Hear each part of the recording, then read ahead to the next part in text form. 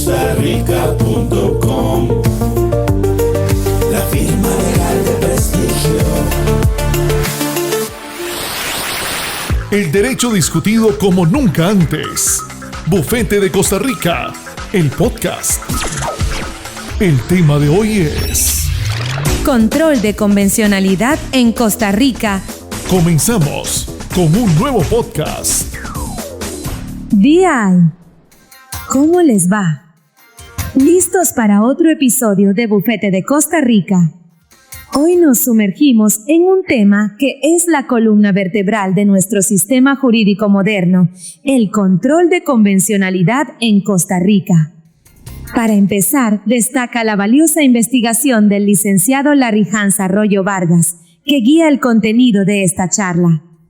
Y para desentrañar este concepto, tengo a mi panel de lujo: Ricardo, nuestro estratega corporativo; Andrea, nuestra realista pragmática; Eva, nuestra conciencia humana; Henry, nuestro crítico social; y Paula, nuestra catalizadora, que sin duda encenderá el debate.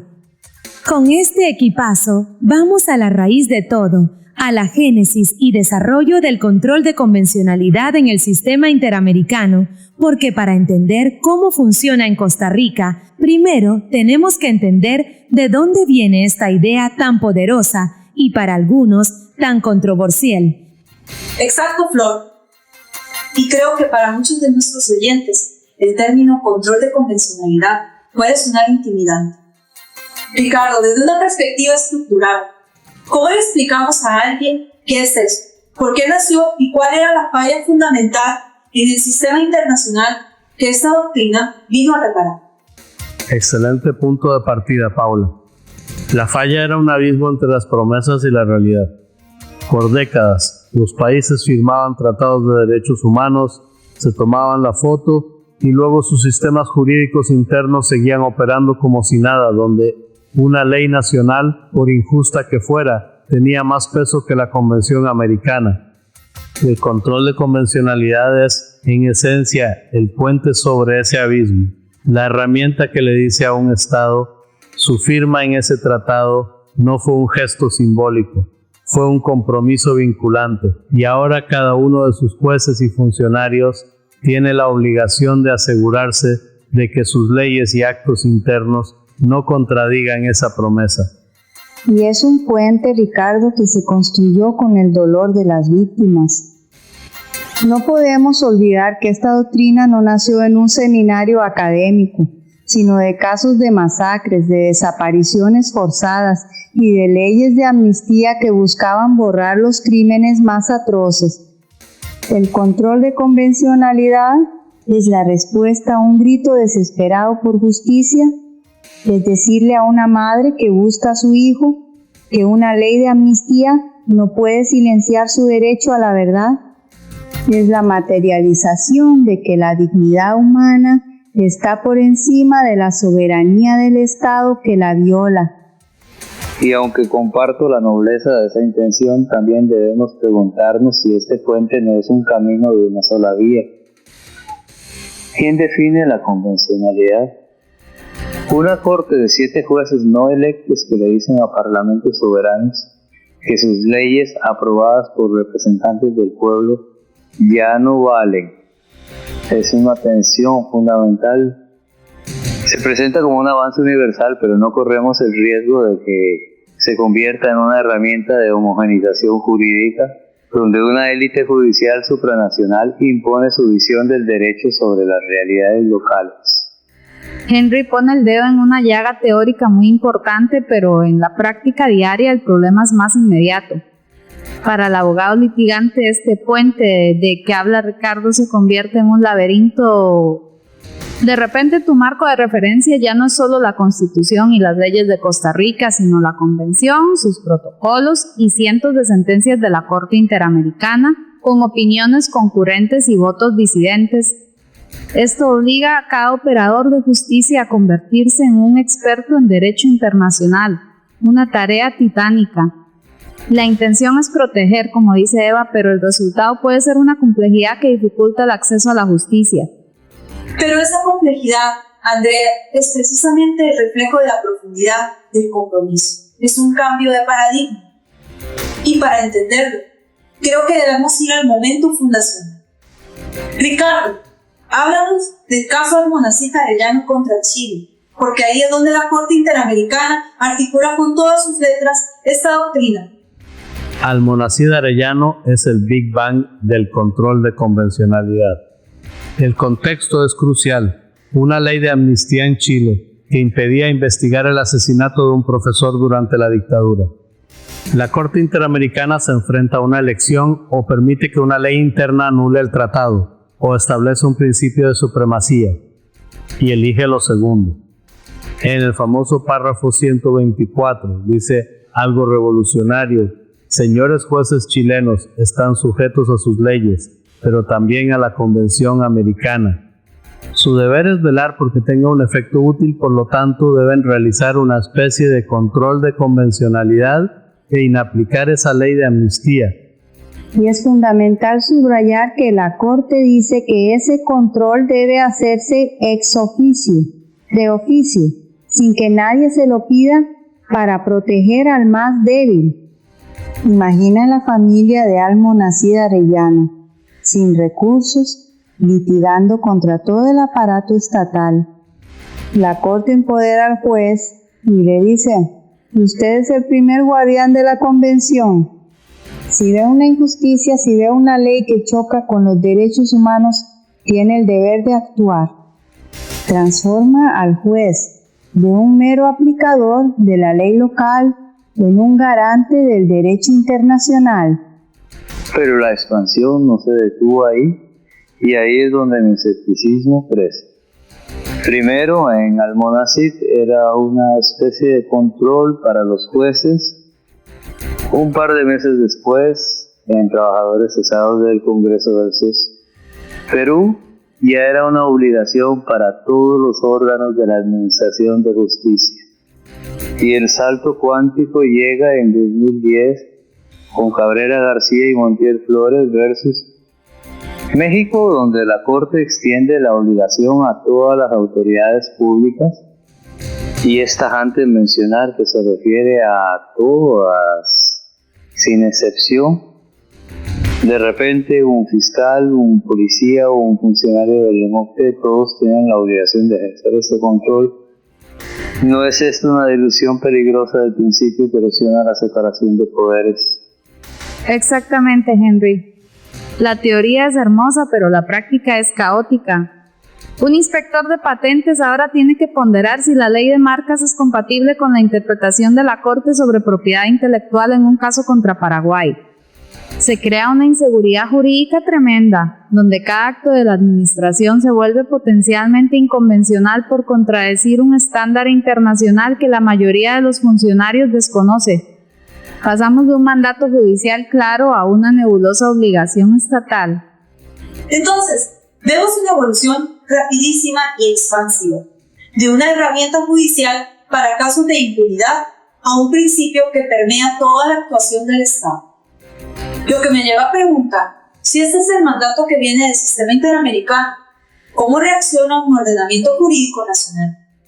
No todos los países estaban preparados, algunos la resistieron, otros la ignoraron. Y luego está el caso de Costa Rica, que parece haberle abierto las puertas de par en par. ¿Por qué? ¿Qué tenía nuestro sistema que lo hizo tan singularmente receptivo? Singularmente receptivo es la clave, Paula, y fue por diseño. Nuestra Constitución de 1949 ya traía en su ADN el artículo 7 que coloca a los tratados por encima de las leyes. Pero la verdadera revolución ocurre en 1989 con la Sala Constitucional y la reforma del artículo 48 Colt. Esta norma es una genialidad. Dice que el amparo protege no solo los derechos de la Constitución, sino también los de los instrumentos internacionales de derechos humanos. En un solo toque elevamos materialmente todo el corpus juris interamericano a rango constitucional, creando lo que la doctrina llama el bloque de constitucionalidad. Y es crucial entender que ese bloque de constitucionalidad no es solo un concepto técnico, Ricardo, es un escudo para la gente. Significa que, a través de la jurisprudencia de la Sala, se consolidó el principio pro persona. Ante un conflicto entre normas, se aplica la que más proteja a la persona. Si la Convención Americana da un derecho más amplio que la propia Constitución, prevalece la Convención. Es una renuncia a la soberanía arcaica en favor de la dignidad humana. Por eso fuimos tan receptivos. Nuestra Constitución ya había elegido el bando de los derechos humanos. Un escudo que a veces parece un caballo de Troya, porque lo que describen como apertura yo también lo leo como una cesión de soberanía sin un debate popular explícito. Nuestros constituyentes del 49 y del 89 realmente pretendían que una futura interpretación de una corte internacional pudiera anular una norma de nuestra propia Constitución. El bloque de constitucionalidad es una construcción jurisprudencial que le ha dado a la Sala un poder inmenso para reinterpretar todo a la luz de estándares no generados por nuestros representantes electos. Es una tensión democrática que solemos barrer debajo de la alfombra. Y esa tensión se traduce en una enorme complejidad práctica. Litigar con un bloque de constitucionalidad es litigar contra un objetivo en movimiento. Significa que la validez de una ley costarricense depende de la última sentencia de la Corte IDH contra cualquier otro país. Para un ciudadano o un empresario, la predictibilidad del derecho, que es la base de la seguridad jurídica, se diluye. Es una arquitectura fascinante en la teoría, pero en la práctica exige una especialización constante que puede ser paralizante y costosa. Tenemos entonces una arquitectura constitucional única, que para unos es visionaria y para otros una fuente de incertidumbre y una cesión de soberanía. Pero las leyes son un plan, la construcción la hacen los jueces. La pregunta entonces es, ¿cómo empezó la Sala Constitucional a usar estas herramientas? ¿Fue una adopción inmediata o un proceso gradual? Fue un proceso de consolidación progresiva, Paula. La Sala Constitucional en cierto modo anticipó la doctrina. Pensemos en el voto 1739-92 sobre legalidad penal. La Sala, basándose en nuestra Constitución, estableció estándares de taxatividad idénticos a los que la Corte IDH desarrollaría después. Creó una cultura judicial de escrutinio riguroso, abonando el terreno para lo que vendría. Exacto, pero el verdadero punto de inflexión es el voto 277-12003 sobre la reelección presidencial. Ahí la Sala hace algo extraordinario. Enfrenta una reforma constitucional, la norma de más alto rango interno, y la contrasta directamente con el artículo 23 de la Convención Americana. Concluye que la prohibición absoluta de la reelección es una restricción no autorizada por la Convención. En esencia, la Sala le dice al país que nuestro compromiso con los derechos humanos es tan profundo que ni siquiera una reforma a nuestra propia Constitución puede violarlo. Y ahí es donde el diálogo se parece más a un monólogo de la Corte Interamericana dictado a través de la Sala. Estamos hablando de invalidar una norma constitucional. El poder constituyente, máxima expresión de la soberanía popular, subordinado a la interpretación de un tratado. Eso es una redefinición radical de la supremacía constitucional. La Sala no solo se convierte en guardiana de la Constitución, sino en administradora de un ordenamiento supranacional, un rol para el que nadie la eligió. Y esa tensión nos lleva al nudo gordiano del sistema costarricense, la armonización del control concentrado con el control difuso. La Corte IDH dice todos los jueces deben controlar, pero nuestra Constitución dice solo la Sala puede anular leyes. La solución que encontramos es la consulta judicial. Un juez de primera instancia no puede inaplicar la ley que considera inconvencional, pero sí debe detener el proceso y preguntarle a la Sala. Es un modelo híbrido que permite que todos los jueces sean censores de inconvencionalidad, pero centraliza la decisión final, preservando la seguridad jurídica a costa de la celeridad. Fascinante. Entonces, hemos pasado de la arquitectura a la ingeniería, viendo cómo la sala ha construido este puente con fallos audaces y mecanismos como la consulta judicial. La gran pregunta que queda en el aire es, ¿cuál ha sido el efecto dominó? ¿Cómo ha transformado esta doctrina en la práctica, el derecho penal, el administrativo, la vida de la gente? El efecto dominó, Paula, ha sido una verdadera revolución silenciosa. El ejemplo más poderoso es el matrimonio igualitario.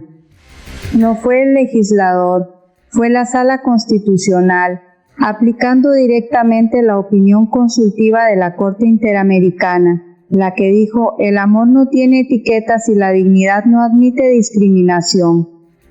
La norma que lo prohibía fue declarada inconstitucional por ser incompatible con la Convención Americana. Eso es el control de convencionalidad en acción, cambiando la realidad social. Y esa revolución se extiende al derecho administrativo, el campo de juego diario entre el ciudadano y el poder. Antes, la administración pública actuaba con una discrecionalidad casi absoluta. Hoy, gracias a la importación de las garantías del artículo 8 de la Convención, cualquier procedimiento administrativo sancionador debe respetar el debido proceso, el derecho a ser oído, a presentar pruebas, a una decisión motivada. Esto ha civilizado la relación, ha puesto frenos al poder estatal y ha modernizado estructuralmente el Estado de Derecho. Permítame ser la voz discordante. Lo que Eva llama revolución y Ricardo modernización también puede ser visto como activismo judicial porque circuita los procesos democráticos. En el caso del matrimonio igualitario, la Sala le dio un ultimátum a la Asamblea Legislativa, un poder electo. Ese es el rol de un tribunal o una suplantación de la voluntad popular. Y en lo administrativo, esas nuevas garantías a menudo se traducen en una burocratización excesiva que paraliza la capacidad del Estado para actuar con eficacia. No toda transformación es, por definición, un progreso. Y en la práctica, Henry tiene un punto. La transformación no es gratuita. El impacto en el sistema penal ha sido masivo. Los estándares sobre prisión preventiva son mucho más estrictos, lo cual es garantista, pero también ha generado un debate intenso sobre seguridad ciudadana. Como abogados celebramos el debido proceso, pero también lidiamos con un sistema más complejo, lento y para la víctima frustrante. Cada transformación trae una nueva tensión, no es una línea recta hacia un paraíso de derechos, es un camino sinuoso. Entonces, es innegable que el control de convencionalidad ha sido un motor de cambio profundo. Pero este proceso no es pacífico ni lineal, pues genera tensiones democráticas y desafíos prácticos. Lo que nos lleva a preguntarnos, a pesar de este éxito, ¿cuáles son los desafíos que enfrenta este modelo hoy? ¿Qué grietas están apareciendo y qué nos depara el futuro? La grieta más grande, Paula, es el abismo entre la sentencia y la realidad.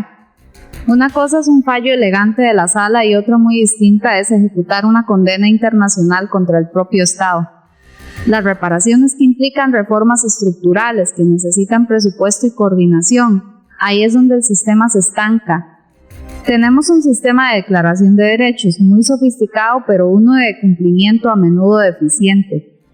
Y eso se une al desafío de la capacitación, Andrea.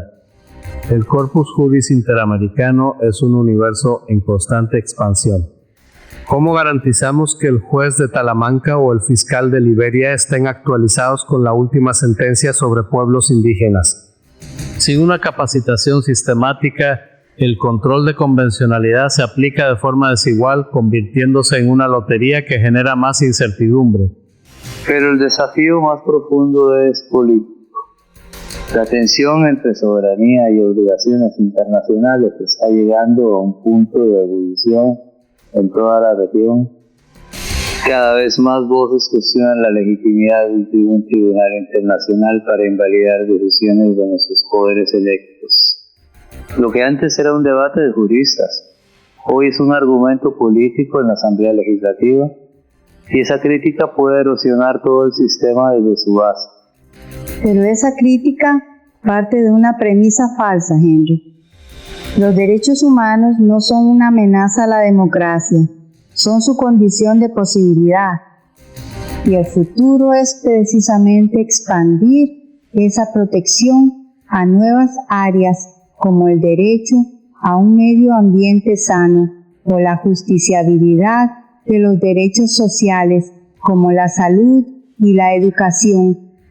El desafío no es retroceder, sino avanzar y demostrar que este sistema es la mejor herramienta para enfrentar las crisis del siglo XXI. Y no olvidemos la frontera digital, la privacidad, la libertad de expresión en Internet, la protección de datos. Estamos aplicando tratados redactados en la era analógica a problemas que ni siquiera se imaginaban. Ese es quizás el horizonte más incierto y el que requerirá la mayor creatividad jurisprudencial. Y la mayor cantidad de litigios. Cada uno de esos nuevos horizontes que mencionan es un campo minado de complejidad jurídica y conflicto social. Será fascinante para los académicos, pero una pesadilla en términos de predictibilidad y costos para los ciudadanos y las empresas. Ahí está la paradoja final del modelo costarricense.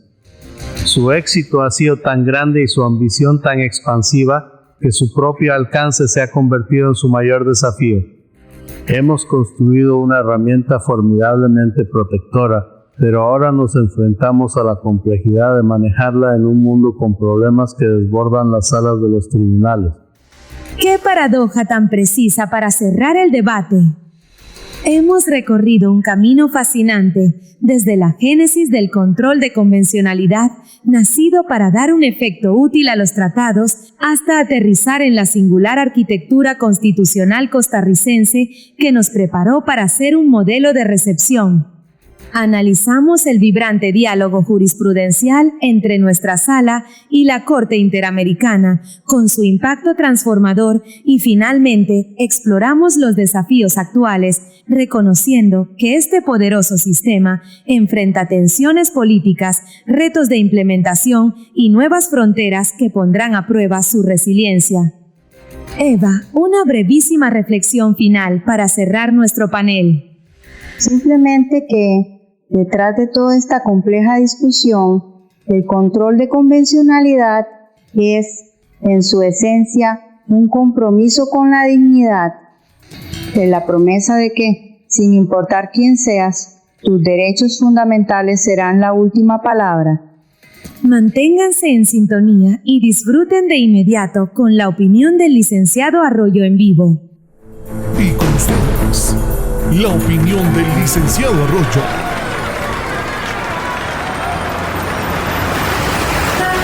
El control de convencionalidad a menudo se percibe como una tensión entre la soberanía nacional y las obligaciones internacionales. Sin embargo, un análisis más profundo revela que, en lugar de una cesión de soberanía, se trata de un enriquecimiento del sistema jurídico interno a través de un diálogo constructivo. Costa Rica, al ratificar la Convención Americana, se comprometió voluntariamente a armonizar su derecho interno con los estándares de dicho tratado. El control de convencionalidad es, por lo tanto, el principal instrumento para cumplir con esa obligación de buena fe. Los jueces nacionales, al ejercerlo, no actúan como agentes externos, sino como los principales intérpretes de un ordenamiento jurídico integral que incluye tanto la Constitución como los tratados de derechos humanos. Este proceso fomenta una evolución constante de la jurisprudencia nacional, permitiendo que se adapte a los nuevos desafíos y a una comprensión cada vez más profunda de la dignidad humana. Lejos de debilitar al Estado, este mecanismo fortalece el Estado de Derecho, aumenta la seguridad jurídica para los ciudadanos y posiciona a Costa Rica como un actor responsable y comprometido en la comunidad internacional que ve en los derechos humanos un pilar de su identidad jurídica.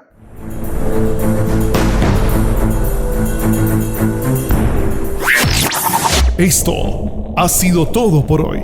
Hasta la próxima emisión de Bufete de Costa Rica. Bufete de Costa Rica, el podcast. Visítenos en www.bufetedecostarrica.com.